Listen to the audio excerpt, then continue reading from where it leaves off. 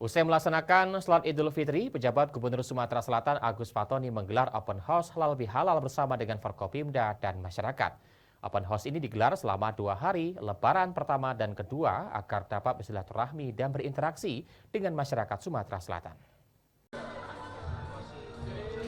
Usai melaksanakan sholat Idul Fitri bersama keluarga dan anak-anak, pejabat Gubernur Sumatera Selatan Agus Fatoni menggelar open house halal bihalal bersama Forkopimda dan masyarakat Sumatera Selatan di kediaman Istana Gubernur Sumatera Selatan Gri Agung Palembang.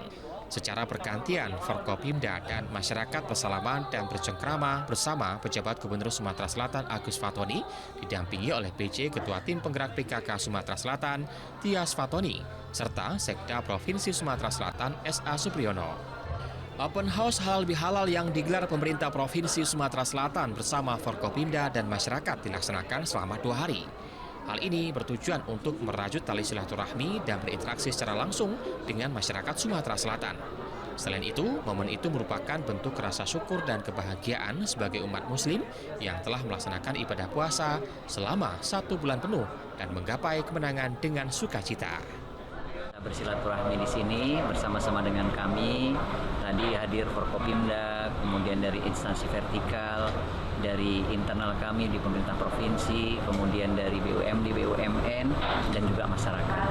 Ini kami membuka sampai dengan besok, kemudian masyarakat bisa datang ke sini agar kita bisa berinteraksi, kita bisa bersilaturahmi, kita bisa merayakan kemenangan setelah 1 bulan penuh kita berpuasa. Usai melakukan open house halal bihalal di Istana Gubernur Sumatera Selatan Gri Agung Palembang, pejabat Gubernur Sumsel Agus Fatoni melanjutkan lawatan Idul Fitri dengan berkeliling mengunjungi kediaman Forkopimda. Dari Palembang, Muhammad Riza Palepi, iNews melaporkan.